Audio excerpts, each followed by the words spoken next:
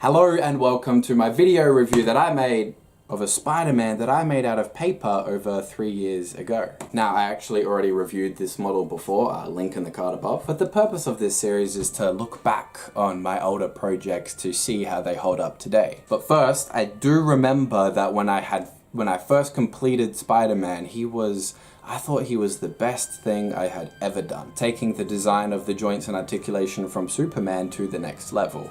But does it hold up? Were the techniques I incorporated a good choice? Would I do it the same way today? Let's find out. First of all, Spider-Man breaks down into just 12 pieces, which is not much compared to the 16-ish that my models break down into today. And that's because it seems I was still going to that extra effort to lock the legs and arms in, as opposed to just letting them slide out like I do today. And this is a sign of my mentality back then, where I was trying more to replicate plastic action figures on the market, rather than embracing the fact that they're made out of paper, and incorporating the properties of paper into the design. Venom's arm is literally bigger than Spider-Man's leg. Plastic action figures you buy aren't able to be pulled apart at every joint, so my paper ones wouldn't either, I thought. This is also why I made joints so small back then, as opposed to the larger, stronger, more stable ones I do today. So we have his head, torso.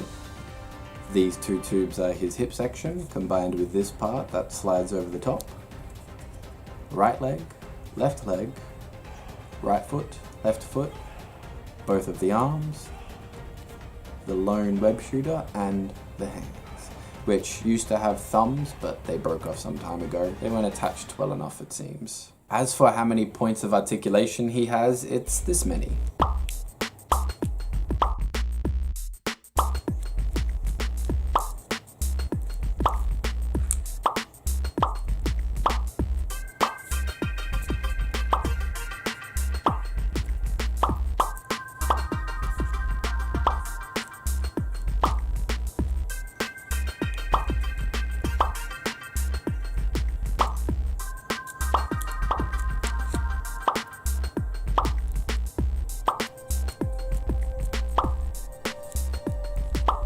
And the range of motion is superb. This model, still to this day, has the greatest flexibility of all my paper models, I believe. And this was deliberate. The focus of the design was to make him flexible enough to do the crazy poses that Spider-Man finds himself in.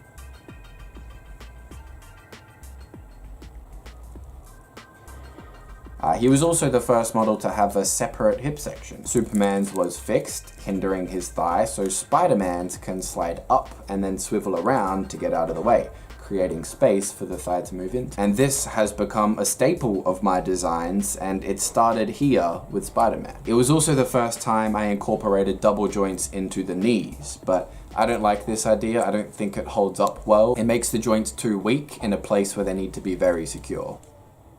Size comparison. Here he is next to all my models, and he's just about the skinniest, which is very fitting. His height is 22 centimeters, and compared to Vader, Superman, and Doflamingo, he is certainly the shortest. I guess besides the little Pokemon, but they're smaller than everything. Alright, what shortcuts did I take on the model? Just the web shooters, actually. I was planning to do a second pair without the web that could be placed around his wrists, while the webbed one stored inside his torso by clipping around his waist, but didn't. Otherwise, everything else in the model is the best I could do with what I had at the time.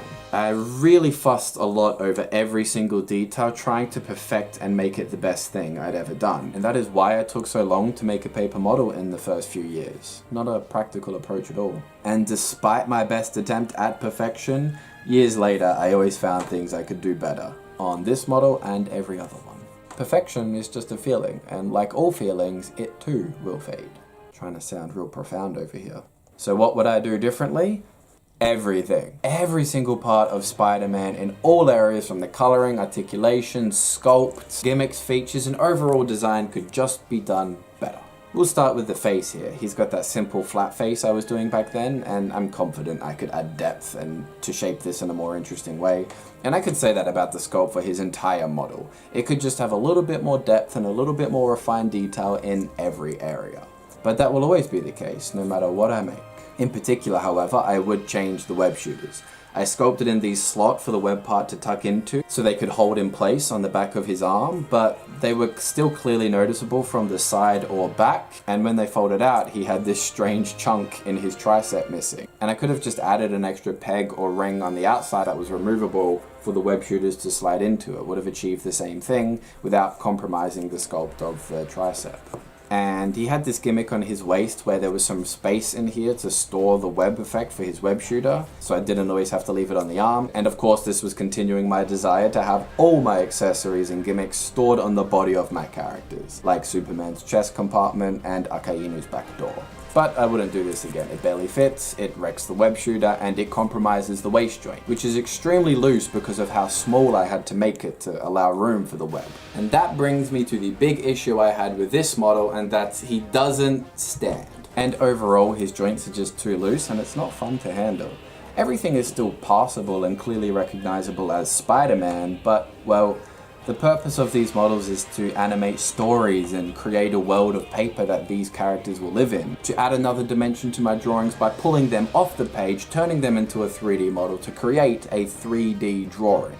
All the raw love and passion I've found in traditional drawing captured in something I can hold and move about. And in the digital world, having physical things I can interact with is much more meaningful. But I can't take a picture of that model and turn it into a story if it's falling out of position after 10 seconds. So any model that doesn't get this fundamental thing right, any model that cannot stand, is just a failure, in the same pile as Darth Vader and the rest.